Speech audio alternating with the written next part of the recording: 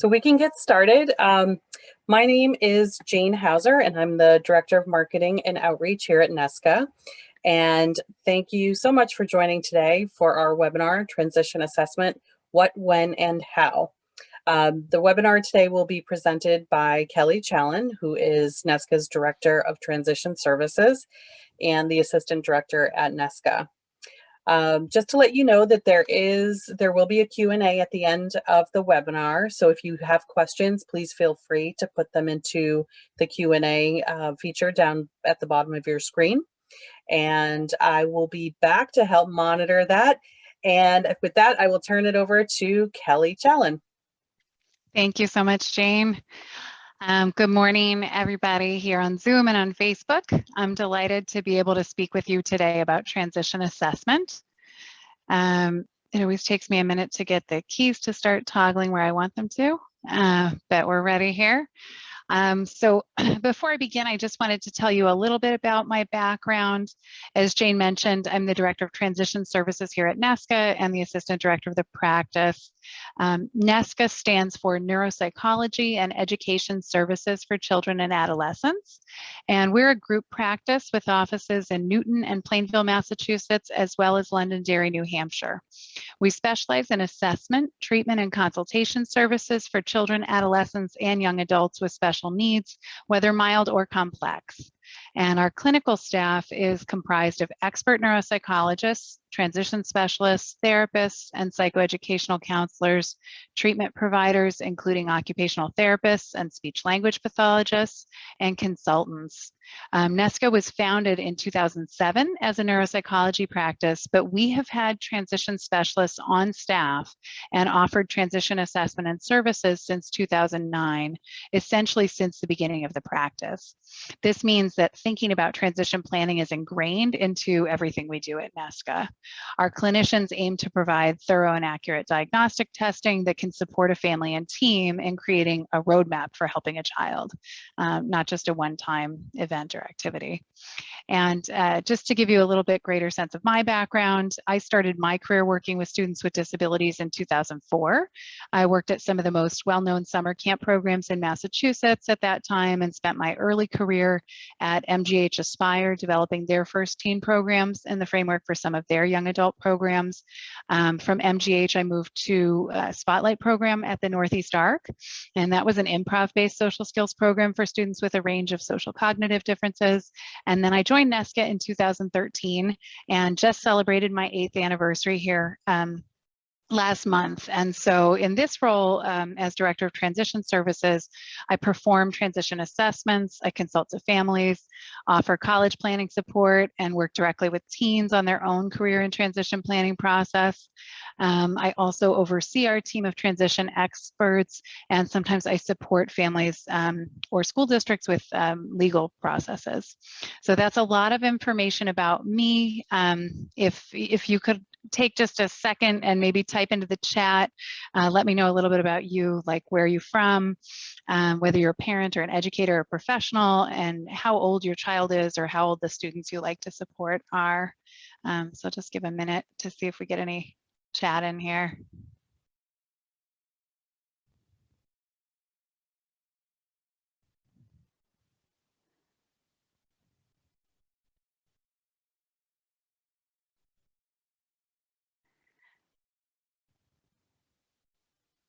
And so what I'm seeing here is we have a range of people in the audience, some professionals, maybe some parents, and also that some of the folks have children who are maybe elementary school age, late elementary school age, really thinking ahead to transition planning, and some have students who are sort of toward the end of high school, and even out of high school.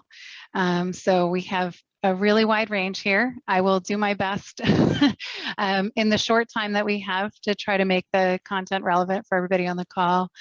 And then, as Jane mentioned, I'm going to really try to leave some time open for questions at the end. And my keyboard's still not working when I try to move forward. But here's the planned agenda for today. My goals are to provide some background information about the law that guides transition services, discuss transition assessment in detail, and then just touch on how the assessment results are implemented within the IEP process. You're welcome to type questions into the Q&A as I'm talking. Just be aware that I'm going to answer those at the end of the presentation. And then that's sort of our goal for the day, is to be able to finish up with a lot of time for questions. So first, let's talk about the law. IDEA is the law that ensures youth with disabilities have free and appropriate public education. And this is a federal law that indicates that beginning no later than the first IEP to be in effect when the child turns 16 or younger, if determined appropriate by the IEP team or by local laws, must include appropriate measurable post-secondary goals based on age-appropriate transition assessments related to training, education, employment, and where appropriate, independent living skills. And the IEP must include the transition services, including the courses of study that are needed to assist the child in reaching those goals. So here in Massachusetts, students have even greater protections, and transition services are mandated beginning with the IEP that will be in effect when the child turns 14. And transition planning can always start earlier, but not later. And transition services have to be updated and accounted for in every annual IEP after that point in time. Right, so transition services and the transition assessment that informs the transition services should be a really large piece of the IEP process for students, you know, starting from the year that they're going to turn 14 and going forward. And I do always like to emphasize that because the IEP that is in effect in the year the student turns 14 is supposed to include transition services, transition assessment needs to happen prior to that time. And so if we're going to be, you know, putting post-secondary goals into an IEP, we have to have done some sort of assessment to be able to identify those post-secondary goals. Additional timing factors that can be, you know, important, appropriate to think about and or necessary to think about could be any of the following, right? So we might think about transition assessment during a 3-year evaluation. We might think about assessing when a student receives a new diagnosis or has new testing that uncovers a new need, and we need to think about how that plays into the child's transition planning process. You know, sometimes we're thinking about doing a transition assessment before high school so that we're picking the appropriate high school that's going to have some services readily accessible for the students that they need. Or we might do a transition assessment after the student has entered a high school. Maybe we knew exactly where the right high school was going to be, and now we want to have an assessment and really think about how to maximize the services that are within that setting. You may need to think about transition assessment before or after you're making a change in school placement. Right, you want to have a good understanding of what services are going to be needed for the student to inform that process. You may need assessment before making a decision about exiting high school, or if a student has moved, relocated, or is planning to relocate. And sometimes, and this is actually one of my favorites, transition assessment can be incredibly powerful for a student who just seems unmotivated, right? We need to get the student involved in their process. We want to be making a plan for post-secondary adult life that is really student-centered. And so involving a student in an assessment process that's really all about finding their strengths, their interests, their preferences, some of their challenges, you know, and then kind of aligning that with activities that are going to help them to build skills that they want and need for post-secondary life. That can be a really empowering process for a student. And so there are some students who will need a little bit of assessment every year. There are other students who don't need, you know, really like specialized transition assessment. They may not need much beyond what's being done for general ed students and what's being done for their IEP monitoring. And so there's really a range of factors that we think about when we're thinking about when transition assessment is going to happen and what it's going to entail. So what is transition assessment?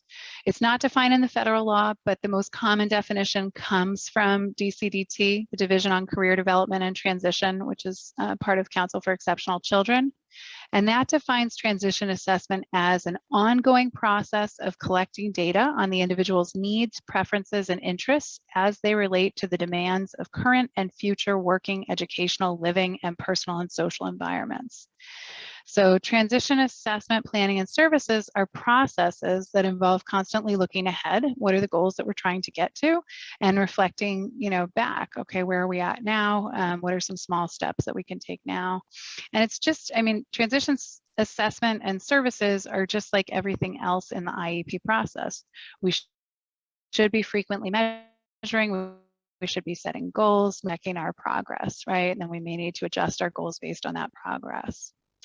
This is the Massachusetts Department of Elementary and Secondary Ed secondary transition model. If we focus on the right half of this model, I just want to point out that transition assessment is used to define post-secondary goals, and the post-secondary goals need to be in each of these areas. So there need to be goals that address education and/or training, employment, independent living, and community participation. Transition assessment itself can be formal or informal. I think if a student's on an IEP, we're usually kind of familiar with formal assessments, right? Standardized published assessments that have specific administration and interpretation procedures. These are tools that have demonstrated reliability and validity. They're often norm referenced, so maybe comparing student scores to other scores of students across the country. And they can provide a good starting point because typically students have already undergone evaluation before that includes formal assessments, right? So if we're thinking about transition, starting with some of the standardized norm reference data that we already have is really important. And with any formal testing tools, these are administered by professionals who have requisite qualifications. So there usually is a degree and a certification or training process you need to go through to be able to administer some of these formal assessment tools. But I want to pause here and point out that there isn't one type of licensed or unlicensed professional who's qualified to administer transition assessment. Right? It's going to be dependent on what the assessment tools are that we need to administer for that student. And then the qualifications of the person would sort of follow what the tests are that we're thinking about, because there's such a broad range of tests we might use for transition assessment.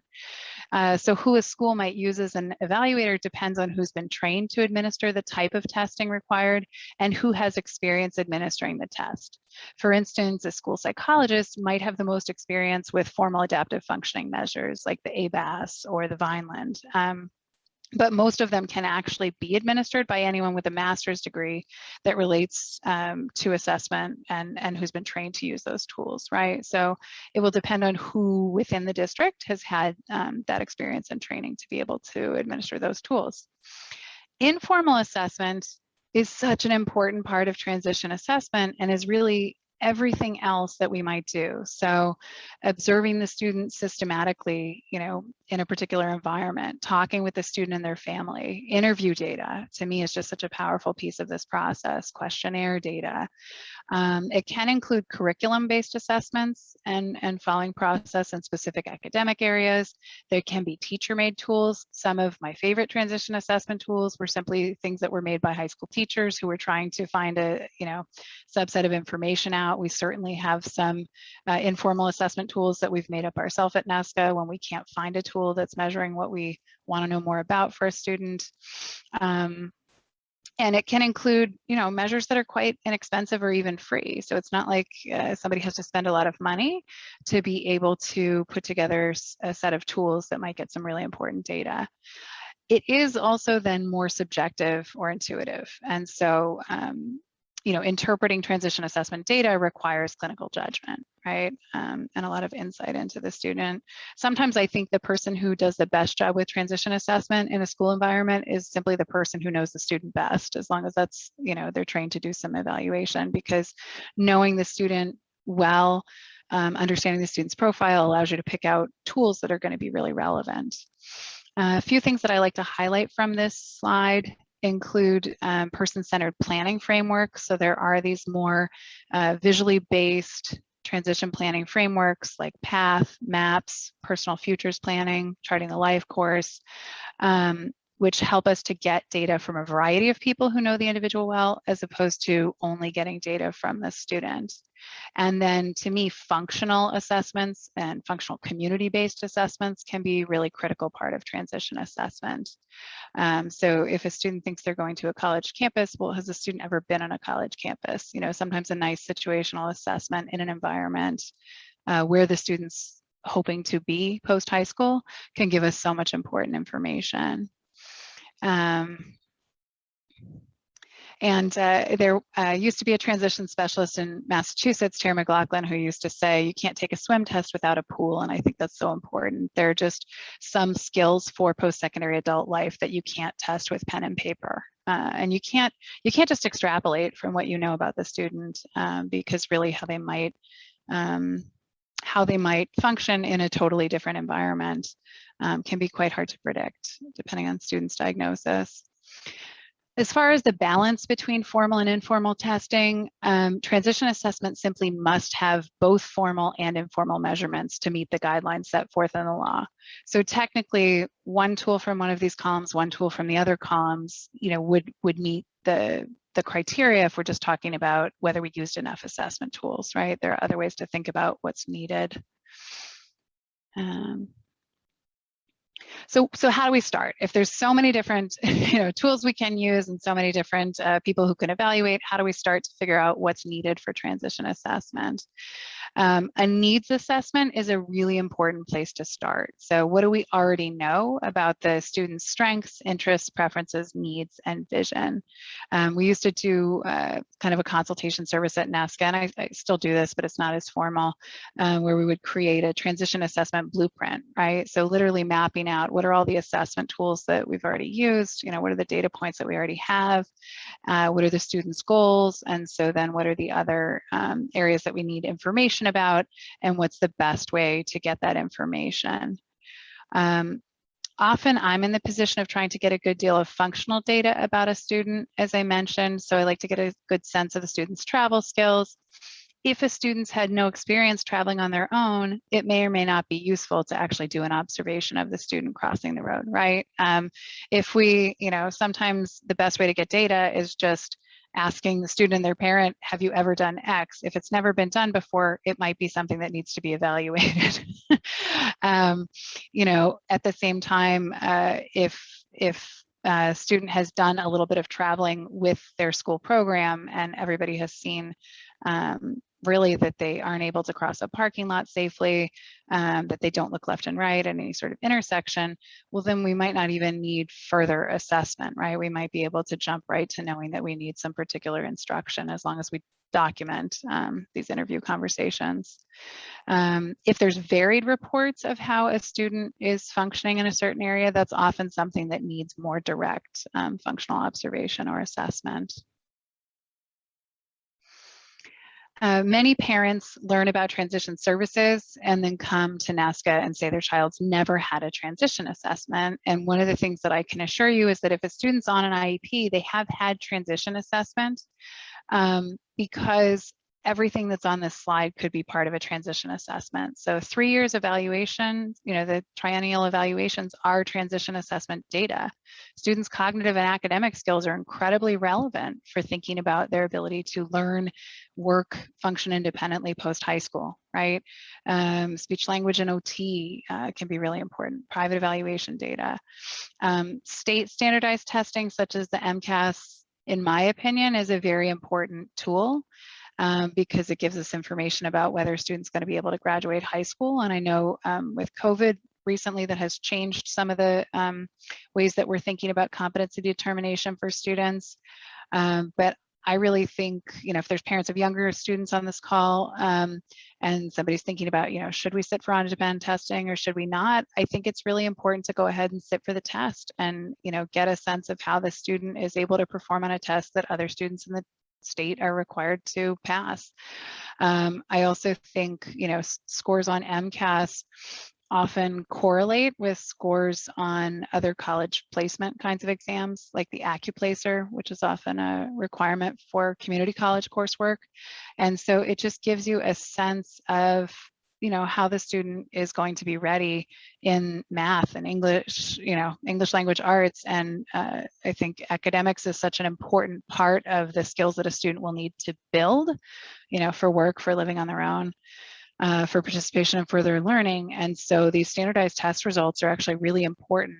I think sometimes we just say, oh, the student doesn't need to take that, but it's incredibly useful transition assessment data. And I do want to say, while all of this counts as assessment, everything on the, on the slide counts. If a student is using Naviance with the guidance department, that counts. But it is very important that all transition assessments be listed on IEP 1 under the student strengths and key evaluation results summary. So we need to have accurate reporting of the students' educational and functional performance, their strengths and their needs, and their progress towards their goals, and their personal attributes and accomplishments and preferences and interests. We need to get this all into the IEP so that we are then, planning out transition services, planning out annual goals based on all of the data, not just the information that came out of the triennial evaluation. So, I've certainly had experiences where I've been working with students, district referred evaluations, and a school district has printed out, 9 or 10 pages worth of transition assessment activities that they had completed throughout students, time in high school. And there might be some really good assessments that they've done with the student, but then I've seen that absolutely none of them are listed in the IEP, right? And the parent's not aware that any of these assessments have been administered. And so it just means the team didn't have the opportunity to have a rich discussion about all of this evaluation work that was being done, and to really be able to think about how that relates to coursework that the student might take, or relates to transition services the student might need or might not need. I do want to mention, as I'm talking about all of this, another reason it's important to do a good needs assessment is we don't want to be over testing students. If we already have the information that we need to create an appropriate transition plan for a student, then that's a good thing. It gives us more time for planning and creativity, as opposed to the student having to sit through additional testing when we already have some of that information and it's just maybe not documented in the right place. What about consent? I think this question, comes up a lot, whether you need consent to conduct transition assessment. The reality is that most transition assessments should happen without explicit consent, because things that are part of general education, guidance curriculum, a transition class, summative or formative assessments for classes, there's lots of times that there's assessment happening and it's happening for everybody in that particular setting. And so, that doesn't require specific consent. Transition assessment is supposed to be ongoing. There should be assessment happening without explicit consent. And then consent is generally only needed when some sort of formal assessment is given, and it's just given to the one student rather than the class or instructional group. Consent's definitely also needed if transition assessment is being conducted as part of an initial evaluation or part of a reevaluation process. Getting back to the actual assessments, these are some guidelines that I think transition assessments should include. This is my opinion. It's not documented anywhere else formally, although sort of my opinion taking into account what's legally required. So I certainly think it's valuable to have at least one transition planning inventory or assessment. The transition planning inventory 3rd edition, the TPI 3, is a great example. It's just 57 items. A parent, a student, and a teacher can complete it, and then people can get together and discuss those results. And transition planning inventories and assessments usually already are thinking about the areas that are legally required for transition planning. So there are items that cover, independent living and community engagement. There are items that cover career planning and work readiness. There are items that cover readiness for post-secondary employment or training. And so it's a way that we can screen and make sure we've thought about each of the areas for the student, and that there's no surprises later on. It's very important to include both formal and informal measures, as we talked about earlier. I think it's important to have clear measurements of frequency, how often a student is actually doing whatever behaviors we're trying to measure, and the level of support or dependence. So, if a student is getting dressed in appropriate weather and occasion appropriate clothing each day, but that's because their parent picked out the clothes, that's very different than a student doing that all on their own, right? So I want to know how often it's happening, but also what was the level of support or dependence needed for that activity to happen. I think it's so important to have student, parent, and school report, through questionnaire or interview, to make sure that we have the sense of the student across environments and throughout the day, that there are really functional measures of student performance. So, again, not just like can they or could they or are they intellectually capable, but do they, perform in a certain way. And also situational assessments, as I mentioned, being able, if a student is going to be employed, have they ever been in a work environment? What do they look like in a work environment? What do they look like taking directions from somebody who's not their parent? All this kind of information is really important. For students who might be attending college after high school, certainly participation in MCAS or standardized testing is important, right? Whether they're going to meet competency determination is important. Making sure that they are on top of all of their local district requirements and college application requirements, if foreign language is going to be required. Or if there are other like mathematic requirements, for certain kinds of majors, those things need to be paid attention to so that that's being completed as part of high school. Certainly their academic skills and their executive functioning skills. You can't just be, utterly terrible at math and get a liberal arts degree, because you're probably going to have to pass a college math class. So we want to make sure that students are academically prepared for whatever the learning or training is that they're heading on to. Self-determination skills, being able to advocate, familiarity with their own diagnosis and what accommodations they need. Those are important skills. Involvement in the college search process is huge. Sometimes I talk with parents junior and senior year and I say, like we're not really going to know if the student's ready until we see how they tackle this college search and application process. Are they willing to take on pieces of this themselves? Are they motivated? Situational assessments on college campuses can be helpful, and even, trialing college coursework. And definitely if a student's planning on going away to a college experience, they need to have some sort of overnight experience. Now, I'm not saying that a school district needs to pay for this. I'm saying that these are, data points that we need to think about. And, when we're choosing who's going to support the student with what services, make sure that these are being covered so that the student's really ready for that next step. It can certainly be tempting to just ask a school to do a comprehensive assessment, but I really don't recommend, just requesting a comprehensive transition assessment, because that word comprehensive could mean, something different to the person who is in charge of organizing the assessment than it might mean to you as the person requesting the assessment, right?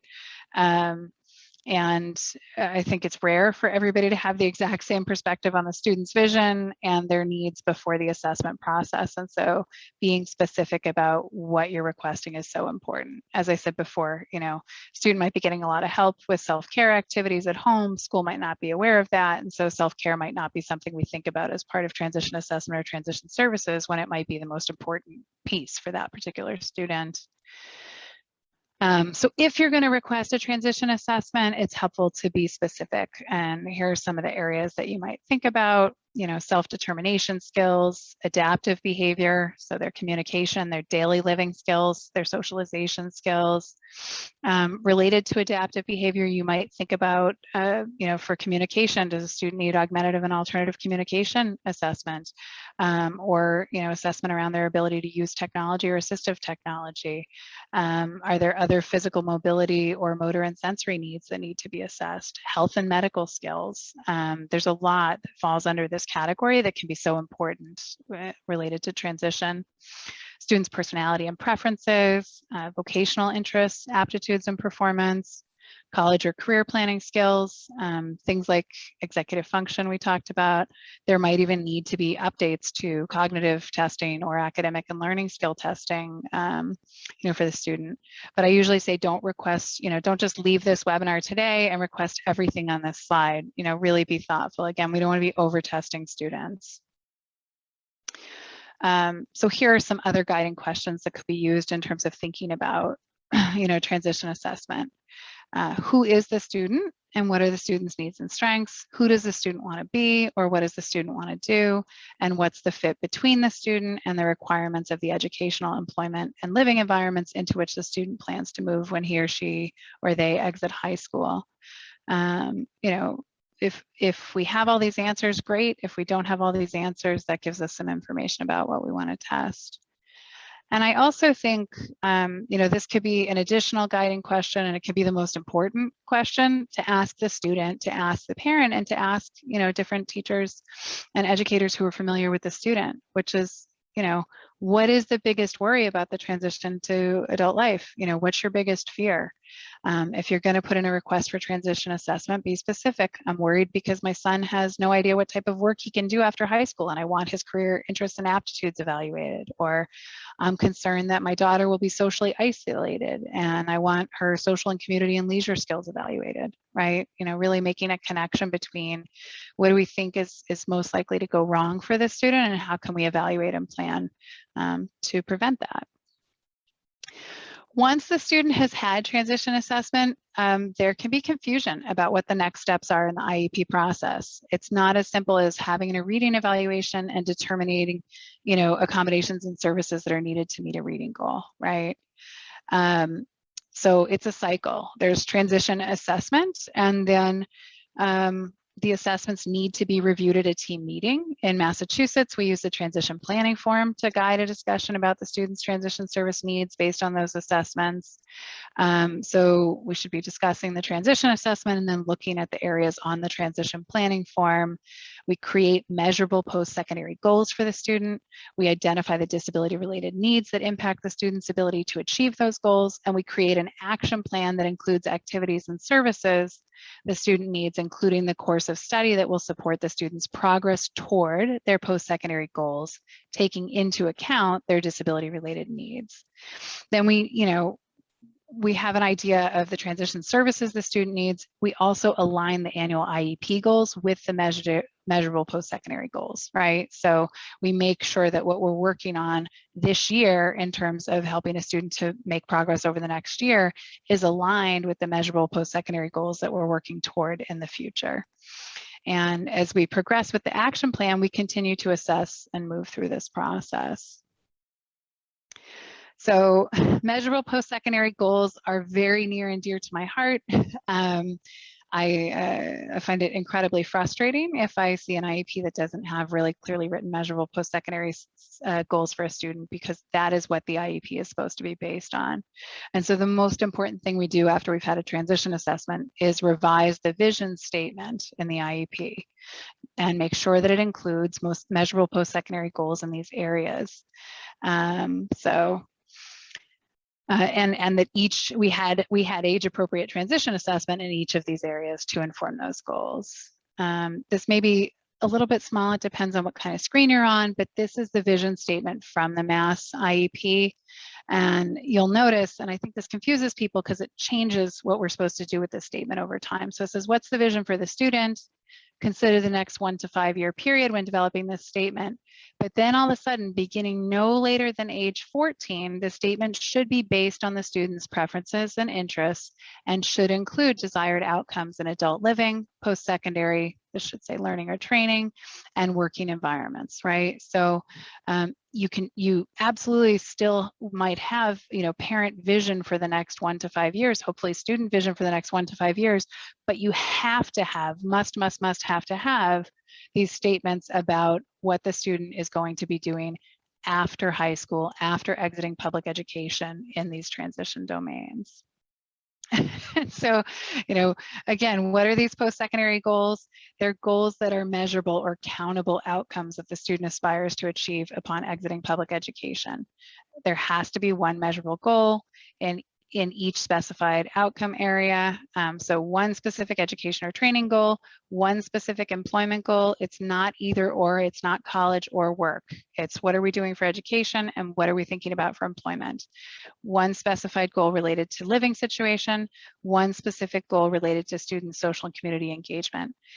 As I said, not acceptable to think of education and employment as separate tracks, right? A student who wants to go to college also needs to have an employment goal. Hopefully the employment goal requires going to college. And we've sort of linked this career and college planning together.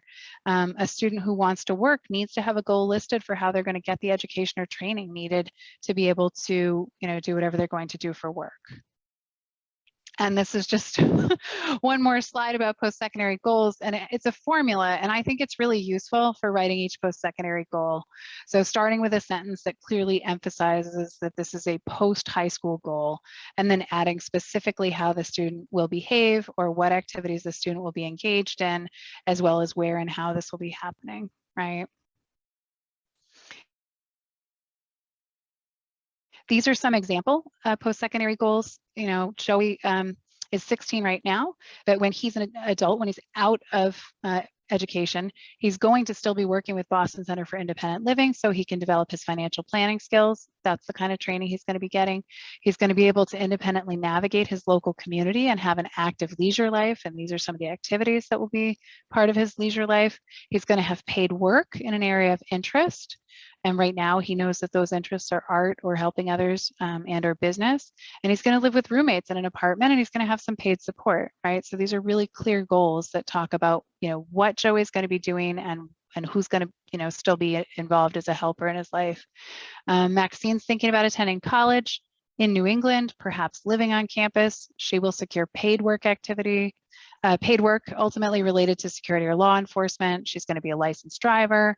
And after college, she wants to live in an apartment and support her pet cat, right? And so you can think about how the IEPs might look really different for Maxine and Joey, although there might be some things that are kind of similar.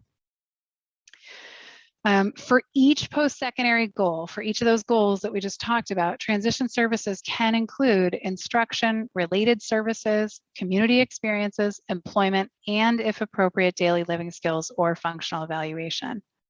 Not all transition activities require special education. This is where things get hard, right? So if a student, let's say an activity that a student needs to do is visit college campuses because they were planning to go to college. If the student can visit them with their family, doesn't need any sort of specialized, instruction or support to be able to do that, that could go in the TPF, and it's something that the family's going to carry out. It's sort of independent of the special education that the student needs, but it's part of what we've accounted for in the student's plan. If the student actually needed an instructional assistant or a TVI or someone to be able to go with them to do a visit, then that might go in the IEP. If there's some sort of specialized instruction or support needed to make that activity possible for the student, then that, could very well become something that's a transition service in the IEP. If the IEP team determines that services are not needed in one or more of the post-secondary areas, the IEP must include a statement to that effect and the basis upon which the determination was made. So if there are no services needed for the student to be able to achieve their independent living goals, then that should be stated somewhere. And students definitely differ from each other in the type and amount of transition services needed, also differs from student to student, which is again why we conduct transition assessment.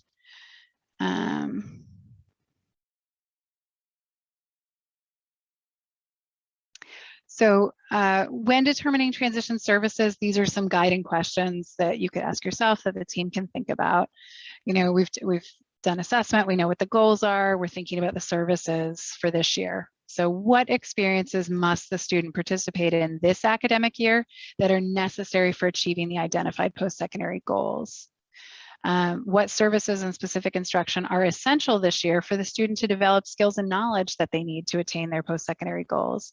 And do we know enough about the student's vocational skills to identify an appropriate post-secondary employment goal or design activities to support the identified goals? So, anytime transition assessment results in a student not having a clear post-secondary vision, to me, the first thing we have to do is put in some IEP objectives that are going to help the student to learn more about themselves, learn more about, adult post-secondary life options, and be able to have better goals next year, right? Have more well-developed goals next year because the student has gotten some instruction to be able to do that. I think the other thing that's always clear to me is if a student's had, completely unable, not completely, but let's say the student has very limited ability to participate in their team meetings, then that's an area that, we know has to be focused on, because they have to be involved in this process if they're going to attain their post-secondary goals. But it's also really important to look at coursework, how coursework is being sequenced so that the student's going to have the opportunity to take the classes that are going to be most important for their post-secondary life. Those could be elective classes that we're having a hard time fitting in. And so we have to really think about that process early, or it might be, a particular level of math or something that would be needed for major of interest. But it's really important to think about what needs to happen now to set the student up for success later. These are some examples of transition services we might think about. And again, some might be carried out by the school, but some might be with family or community providers. So let's say on an adaptive living measure, Joey had some communication, daily living, and social skills below the first percentile. Well, then we would think about, Joey's going to need some instruction, some life skills instruction, possibly some social skills instruction, right? He happens to especially need self-care and hygiene instruction and community safety skills.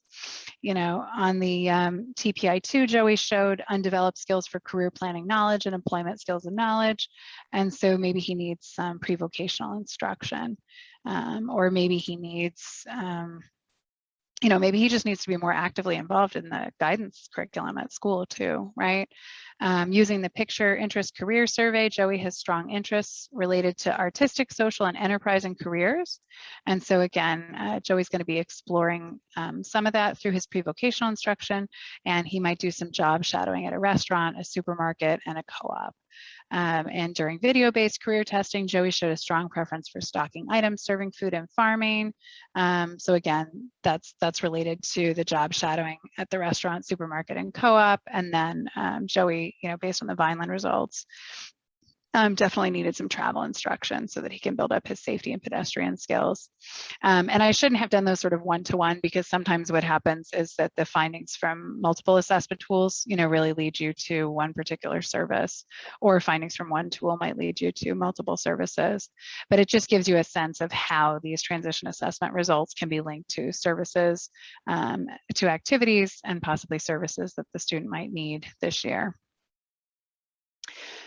Annual IEP goals are included in the IEP that support the student's progress toward post-secondary goals. So it's really important, for each post-secondary goal, there has to be an annual goal or goals that will help the student make progress toward that post-secondary goal. So we shouldn't just have like one objective in an IEP, but we also need to see a connection between what's happening annually and what progress we're wanting the student to make annually and what those post-secondary goals are. And we don't want anything obviously left out. So when determining annual IEP goals, here's a set of questions that can, guide you and the team. What skills and knowledge does the student currently have that supports their post-secondary goals? What skills and knowledge must the student attain this academic year that are necessary for achieving the identified post-secondary goals? What services and experiences must the student participate in this academic year that are necessary for achieving the identified post-secondary goals? And again, I think, oftentimes, it's interesting. I find oftentimes we've got students who are on IEPs who've had academic goals along the, all along the way. And what we really need to keep paying very close attention to in these transition years is whether we're making enough progress with those academic goals to set the student up to be able to have a chance to, achieve those post-secondary goals. And I do want to clarify, the IEP team, the school district is not responsible for a student achieving their post-secondary goals, but if there are very they are responsible for helping the student to make progress. And so if there are academic skills that we know the student needs to attain and a progression or a sequence to building those skills, we need to make sure that we're covering that each year, that we're making enough progress each year.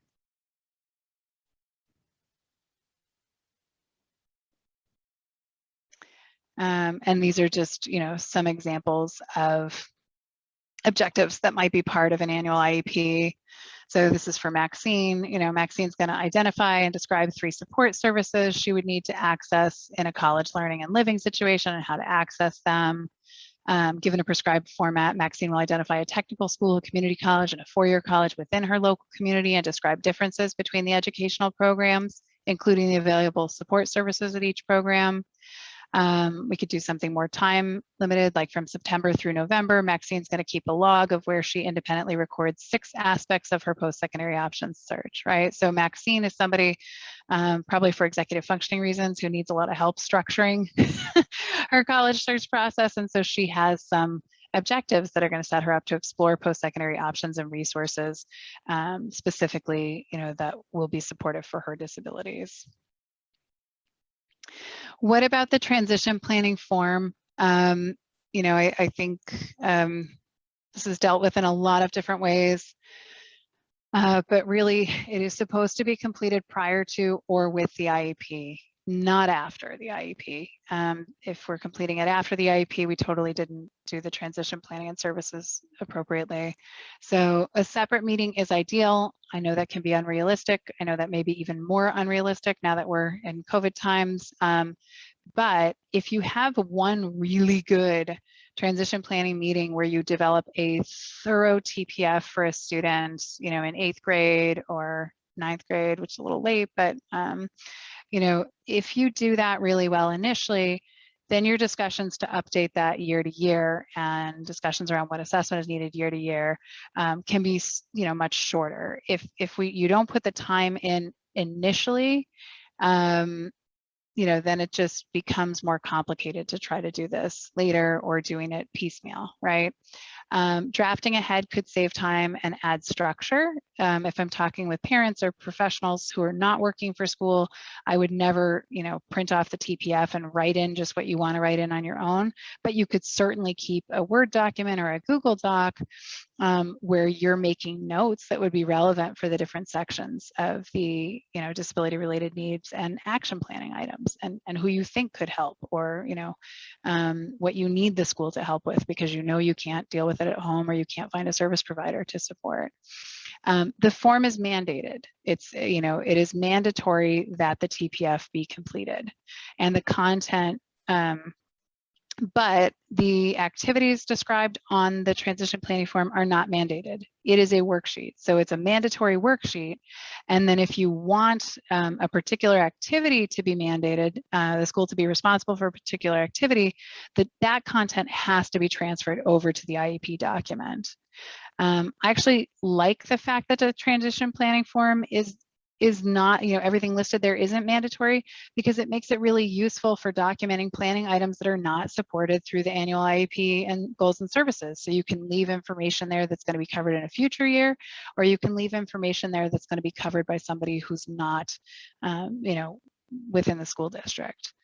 There are times that it's appropriate to put some of that information in the additional information section too. But I think it's good that we have this worksheet to be able to really document who's doing what. And so these are just a couple of slides worth of resources that I'm going to scroll through so people have opportunity to see them. This first page here is a lot of content that just comes from the Mass Department of Education, including a link to the transition planning form. And then these are some other local and national resources that are very supportive for transition planning. And this is the contact information for NESCA. And then I'm ready to take some questions.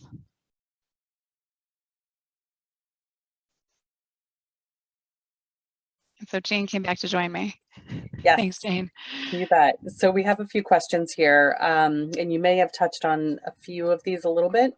What are some of your favorite formal transition assessment tools, And how many formal tools do you feel should be used to make up a comprehensive transition assessment? So for formal transition tools, if I had to say like what are my favorites, there a lot of the adaptive functioning formal questionnaires are probably my favorites because some of those, they cover a lot of information that maybe hasn't been assessed by other evaluators before, and information that we really need to know in terms of how the student's performing, either relative to their age or relative to other peers across the country. So that's like the Vineland and the ABAS I use a lot. And there are some other ones like the SIB-R that the hospitals use that are good. As far as like other formal transition assessment tools, I mean, there are some. The Transition Behavior Survey, 3rd edition, that's formal and it's for teachers and students. There's not a parent component of that, but it gives you a sense of like work-related behaviors, social behaviors, kind of like functioning and readiness for adult post-secondary life. But then I really like, as I said, the Transition Planning Inventory, which is not technically a formal tool. It's not norm referenced in any way, but I think the data that comes out of that is really important. There are some other transition planning tools that are formal, like the Enderle-Severson, and a couple others, but I don't like them as much as I like the TPI2. And how many formal tools do I feel should be used to make up a comprehensive transition assessment? It completely depends on the student. If a student just had a really good neuropsych, or if a student just went through a whole bunch of other formal testing pieces as part of a school evaluation or something like that, then we've got a lot of the formal data that we need, and oftentimes it's better to focus the transition assessment on the informal data, on some of the subjective, on some of the functional. Trying to think of other, there are some other formal tools I use for career aptitude testing. There's the OASIS and there's the Career Scope that I like. I mean, there's so many different, there's the SAM that's more hands-on. But again, with career aptitude testing, if we already know the students' aptitudes in most of those domains, because again, we've done it through other testing methodologies, then we may not need to do formal career aptitude testing. When I have more outdated information, that's when I feel like that can be really important, or for certain kinds of students, the more hands-on. But there isn't this magical number. I mean, there are a lot of times that I do an incredibly thorough assessment that has only one formal tool that I'm actually administering. And where are you putting your specific post-secondary goals? Is that in the transition form or directly on the IEP? Yep. So I can, I mean, I could potentially get back to that slide. I'm going to start to scroll backward through slides and see if I get there in a reasonable amount of time. Mm-hmm. But the transition planning form is supposed to be completed first. And on the transition planning form, there is, the first, well, there's header information, and then the first section of the transition planning form indicates that you should write the student's, vision for adult life. It says in collaboration with the family, actually, too, there on the transition planning form. So definitely on the transition planning form is one place to document the student's vision and post-secondary goals.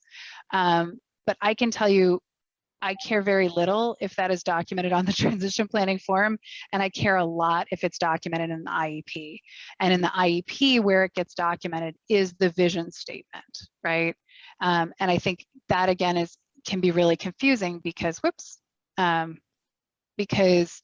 historically, the vision statement was used to talk about what we want for the student in the next 1 to 5 years. And it's a lot about thinking about the student in school and their, participation in the student school community. And then all of a sudden it switches and says, beginning no later than age 14, statements should be based on students' preferences and interests and should include desired outcomes in adult living, post-secondary and working environments. And so that is where the post-secondary goals need to be documented. And there are even glitches where I think, there are some glitches where like the transition planning form populates from the IEP, in some of these computerized systems. So there are systems that make this difficult to actually do it right from an administrative perspective. But from a legal perspective, these post-secondary goals have to be in the IEP, have to be sitting here in the vision statement. And if we're going through the IEP in order, then we've talked about the post-secondary goals before we talk about the PLEPs and before we talk about the students' annual goals. And that way we know that we're basing our conversation about the annual IEP on the students' post-secondary goals for post-secondary adult life. So that's where they need to be documented. And there are times that they're not written there clearly, or not all the domains are covered, and it's so important. We have a question about whether or not this recording will be available after, and within the next day or so, this should be on the NESCA website under the resources and video resources. So you can find that there. And then we have a question about, let's see, my son is 11 years old, nonverbal with autism in an out-of-district placement on his IEP. When and where does the transition to teenage assessments, when and where is that done in the context to self-care and regulation? So it sort of depends. There are very few assessment tools that like change in teenage years. So there are certainly some adaptive functioning kinds of tools that actually span from like ages 3 to 21, and they're just normed at various ages. And so a lot of those would have questions on them related to self-care and self-regulation. I mean, pretty much self-care and self-regulation are covered in either adaptive functioning assessments or some like behavior scale kinds of things. And so there isn't actually a change that happens with the assessment tools themselves. But certainly you would want to have some good assessment data before your son turns 14, so that when you start creating transition services and integrating those into the IEP, that those are being done in age appropriate ways. I mean, the other thing is transition planning can start before age 14 in situations where we think a student might need, a longer runway, right? If there's agreement on the team that this student's we're going to need to be planning for post-secondary life earlier than 14, that's something that can be done. And so, so these transition assessments, again, I would say around age 13 to make sure they're ready for that IEP meeting. And the school should be doing it. And usually a lot of out-of-district placements will do transition assessments themselves.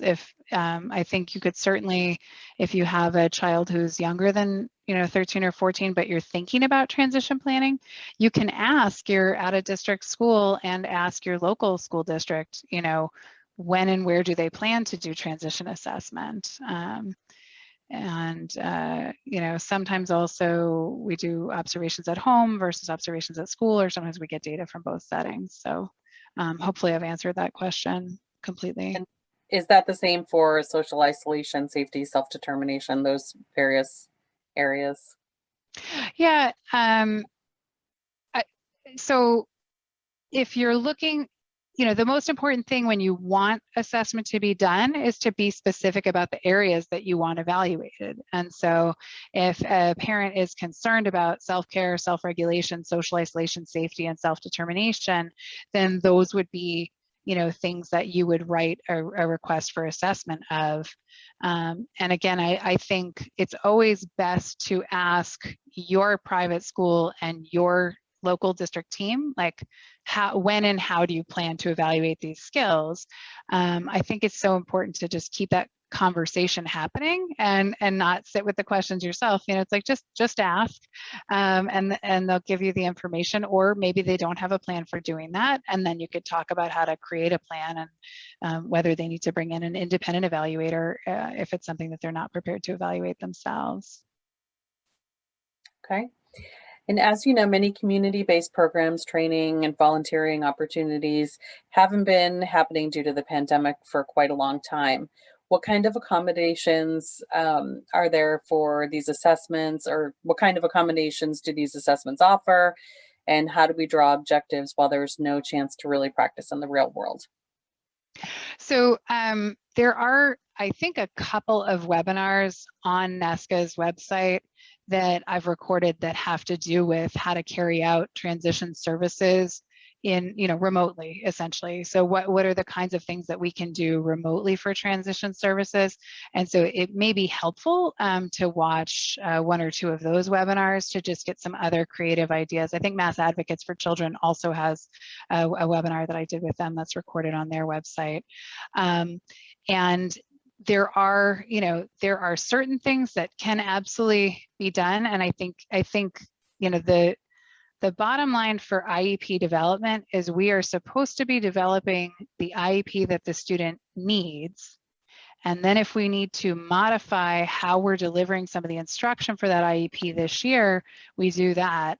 But we should not be lowering the bar as far as what the community engagement activities or what the community engagement behaviors are that the student, that the student should be able to develop in the next year, just because we're in a pandemic, right? I think we're obviously reasonable when we're when we're working with our educational team and when we're getting feedback from the school if something didn't happen. But the reality is, if something was needed, if a student needed to develop certain skills this year and the pandemic got in the way, the department has put out a lot of information about being able to provide compensatory services later. And there are, bills right now being discussed and things to be able to provide compensatory services later if something was missed.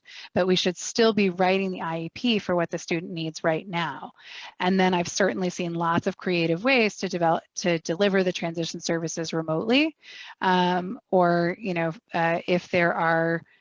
if students can't be on job sites usually because of school rules or district-based rules, then what can we do for vocational setting in the school setting? What can we do for vocational instruction across the district or in a different related school or things like that?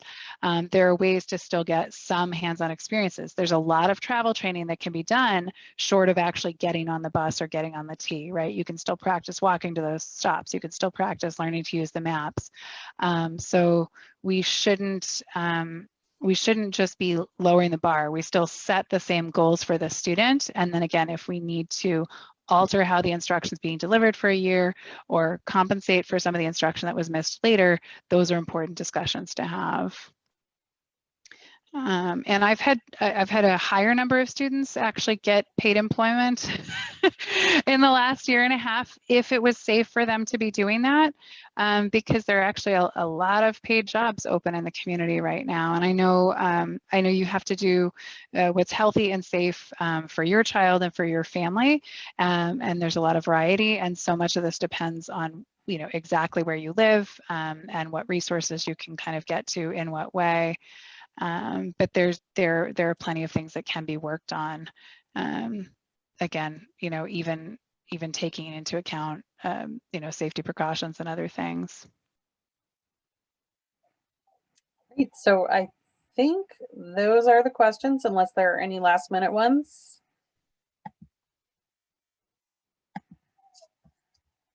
I think that is it. So we thank you so much for joining us today.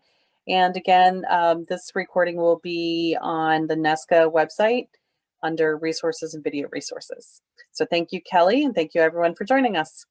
Thanks so much for helping me deliver this webinar, Jane. You bet. Take care. Take care.